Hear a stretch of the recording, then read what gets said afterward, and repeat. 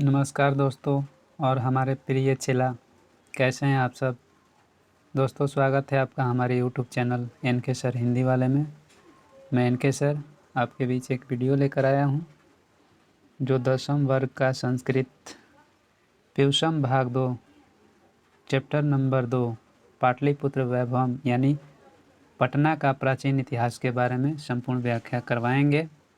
अगर आप इस चैनल पर नए हैं तो कृपया सब्सक्राइब करें। चलिए वीडियो को स्टार्ट किया जाए। पाठ परिचय। बिहार राज्य की राजधानी पटना अनादिकाल से विद्या, धर्म, राजनीतिक, उद्योग आदि के क्षेत्र में अग्रणी है। महान शासक अशोक, महान अर्थशास्त्री एवं नीतिज्ञ चाणक्य इसी भूमि की देन है। मेगास्थनीज, ह्वेनसांग, फाहियान तथा इत्सिंग आदि विद्वानों ने इसकी विशेषताओं की भूरी भूरी प्रशंसा की है। पतित पावनी गंगा के किनारे बसा यह नगर अपने वैभव के लिए इतिहास प्रसिद्ध है। यह कहना गलत नहीं होगा कि पाटलिपुत्र अपनी गौरवमयी श्री संपदा से विदेशियों को आकृष्ट करता रहा है। प्रस्तुत श्लोक के माध्यम से कवि दामोदर गुप्त ने पाटलिपुत्र की विशेषताओं के विषय में कहा है कि शिक्षा के क्षेत्र में इसका अन्यतम स्थान रहा है।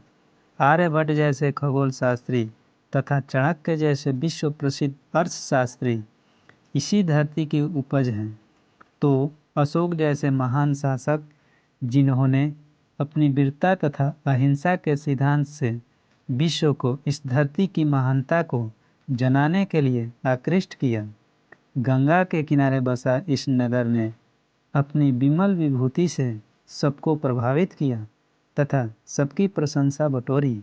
निष्कर्षतः यह कहा जाता है कि पाटलिपुत्र की अपनी अमर गाथाएं हैं, जिसे कोई नकार नहीं सकता है। इतिहास में सुना जाता है कि भगवान बुद्ध के समय गंगा नदी के तट पर पाटली नामक ग्राम अवस्थित था और जहां भगवान बुद्ध कई बार आए थे। उनके द्वारा कहा गया था कि यही गांव महानगर होगा, लेकिन लड़ाई झगड़ा, अग्निदाह तथा बाढ़ के भय से घिरा होगा। बाद में यही पाटली ग्राम पाटलिपुत्र नगर के रूप में प्रसिद्ध हुआ। चंद्रगुप्त मौर्य के समय इस नगर की शोभा तथा रक्षा व्यवस्था अति उत्तम थी, जिसका वर्णन यूनानी राजदूत मेगास्थनीज ने अपनी आत्मकथा में लिखा है।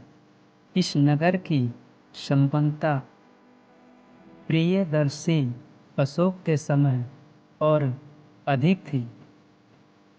बहुत दिनों तक पाटलिपुत्र की प्राचीन शिक्षा परंपरा कायम रही। ऐसा राजशेखर नामक कवि ने अपनी काव्य मीमांसा नामक ग्रंथ में आदरपूर्वक वर्णन करता है।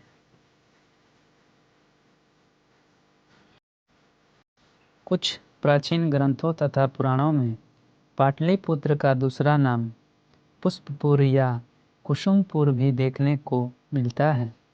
इससे पता चलता है कि नगर के समीप फूलों का प्रचुर मात्रा में उत्पादन होता है। यानी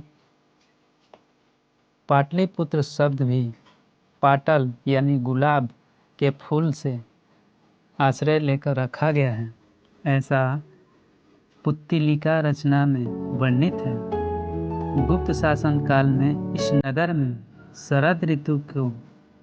शरद ऋतु में कौमुदी महोत्सव अति प्रचलित था। इस अवसर पर लोग अति प्रसन्न रहते थे। इस समय दुर्गा पूजा के अवसर पर वैसा ही दृश्य देखने को मिलते हैं। समय परिवर्तन के कारण मध्यकाल में पाटलिपुत्र हजारों वर्षों तक पिछड़ा रहा। इसकी जानकारी अनेक साहित्य ग्रंथ एवं मुद्रा राक्षस नाटक में मिलती है। मुगल शासनकाल में इस नगर का विकास हुआ तथा अंग्रेज शासनकाल में इस नगर का काफ़ी विकास हुआ।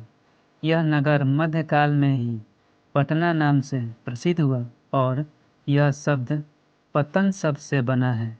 नगर का पालन करने वाली या रक्षा करने वाली पटन देवी आज भी पूजी जाती है। इस समय पाटलिपुत्र अर्थात पटना नामक नगर अति विशाल और बिहार की राजधानी है।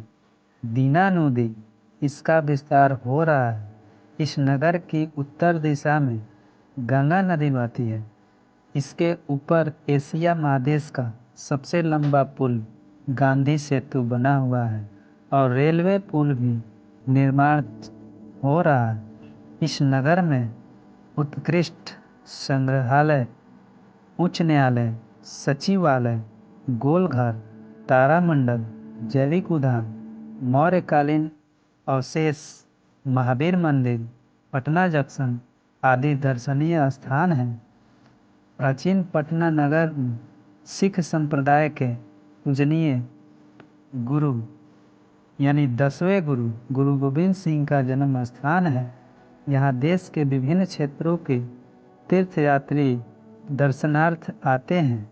इस प्रकार पाटलिपुत्र प्राचीन काल से आज तक अनेक क्षेत्रों में संपन्न अर्थात गौरवशाली है और संग्रहालय के समान दर्शनीय है। पर्यटन की दृष्टि से यह नगर अति महत्वपूर्ण है। दोस्तों, वीडियो पसंद आया हो तो कृपया लाइक करें, शेयर करें, सब्सक्राइब करें तथा बेल आइकन को दबाना ना भूलें ताकि हम जब भी नया वीडियो डालें तो सबसे पहले आप तक पहुँचे। मिलते हैं अगले वीडियो में, तब तक के लिए हमें दीजिए इजाज़त। जय हिंद, जय भारत।